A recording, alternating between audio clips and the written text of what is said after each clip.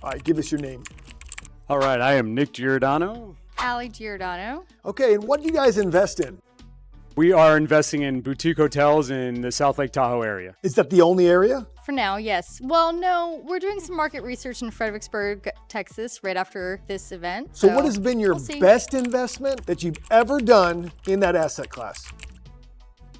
The little tramway that could. Yeah. 100%. So break that down for me. So we bought a condo on the top of Kingsbury Grade, I want to say 7 years ago. $156,000. It's now about $350 or so. And we had no idea what we were going to do with it. And we had a really bad experience with evicting a tenant in California in Tahoe a few years prior. So we decided that we didn't want to do multifamily anymore. And we wanted to just short-term rent. And we signed the contracts from the beach in Colombia after we quit our corporate job with our W-2 income, still secured the loan, got the condo and another 5-plex that we ended up selling. But it's brought us through dark times. And I think what, in terms of like with regards to that asset class, it's really the fact, because that's what got us involved in the whole asset class to begin with. We started, which got us into the whole, Airbnb property management space in South Lake Tahoe, and then on to more of, a bigger hospitality space.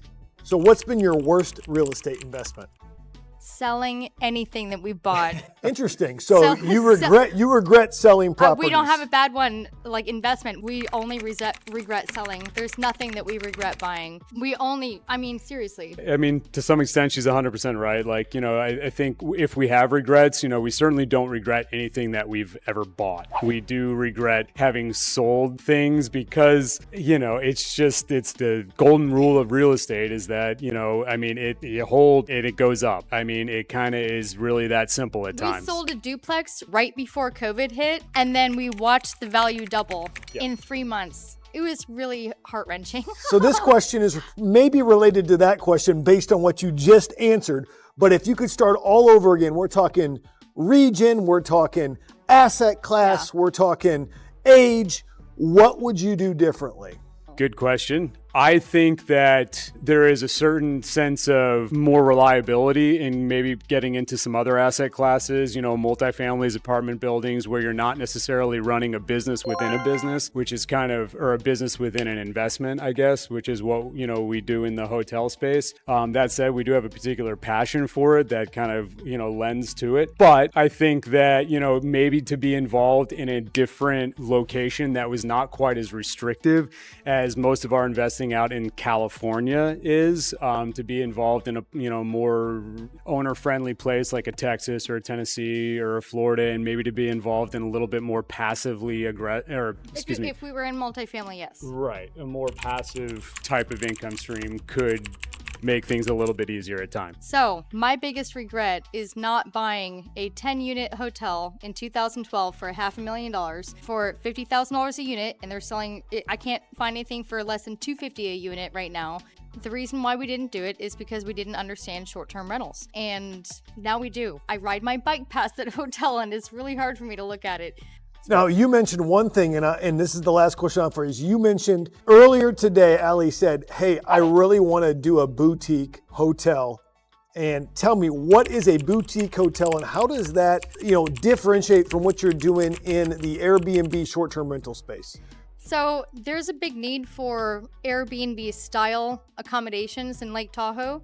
And in a lot of vacation destinations around the world, or especially the States. But, it would basically be, there are a lot of rundown double queen hotels in the corridor. There's one little area where it's commercially zoned, where they can, in these strict, regulation markets, I actually see scarcity and high demand. When you're downtown like that and you know that it's commercially zoned and no government entity can ever take it away from you. And if they ban vacation rentals everywhere else, which they're probably going to at some point, that creates a huge demand for, in not the double queen little like rundown hotels that are in that commercial zone, but knocking down to a wall in between those double queens, making a master suite with a kitchen attached to a double queen as a lock-off is a 2-bedroom, or you can make it a 3-bedroom or a 4-bedroom. And there's all these different lock-off styles, just like timeshare, just like I did for 13 years. There's going to be a big demand for that, and there's nothing like that in the downtown area. So seeing trends in a market, yes, getting ahead of the curve, yep, planning for maybe government intervention or correct, restriction, those are all keys And Guys, playing it for you, we can't change the laws. Right. We can just build businesses that are going to be Adjust. beneficial, adapt and overcome. yeah, ahead of time. Nick and Allie Giordano, look them up in Lake Tahoe, guys. All right, with Robbie Butler. This is a real estate investor. That's a young buck, 27 years old. Tell us what you own. Yes, I've got multifamily property in St. Louis, Missouri, which is where I live. I've been investing there for 4 years now. Okay, what has been your best real estate investment? Best real estate investment was the house that I started house hacking with. That has been a project that I never foresaw would have some of the upside opportunity, but I bought it when debt was cheap. I never would have realized all the little alignments, and frankly, it's the one that I felt the least confident about, and yet that first step was the best step. And it was honestly because I've kept it the longest. So the patient approach has worked the best for me in real estate, no doubt about it. And what's been your worst real estate investment? Worst real estate investment, a partner and I took down a 4-family property in St. Louis, and unfortunately, we went cheap on our inspections, on our negotiation strategy. We thought we were getting a deal, but what we missed was some of the deferred maintenance, some of the issues with the property, things that were sitting right underneath our noses, but because we went cheap, because we were working quick, we thought we knew the area, we said, the thesis is good, we can do this. Oh my gosh, we got killed in the renovation. It was a full gut remodel. We had to elevate the center of the building. We had to do structural repairs. We had no concept of what we were getting into, all because we said, oh, we'll save $600 at the front and we'll go with a cheap inspection. And the guy, one eye to look at everything, and it was rough. So we made it out of that with barely our shirts. Actually, not even. Now you're 27 years old. You started young, but if you could start all over again, what would you do differently? I would be a little more patient, and I would think even longer term than when I started. I was fortunate to make several long-term decisions that got me into the right rooms. That's how I got to know you, Jay. All those things I did right, but what I did wrong was saying, all right, I'm going to take this interim step along the way to my long-term vision. And you don't need to take interim steps. Look all the way long range. Look 50 years out. Look 75 years out and say, how do I get there? And what do I do with my real estate investments to get there? That's what I do differently. Robbie Butler, 27 from St. Louis, going places. Let's go. All right, I'm with Steve from New Jersey. Steve is a real estate investor. Steve, tell me this. How long have you been real estate investing?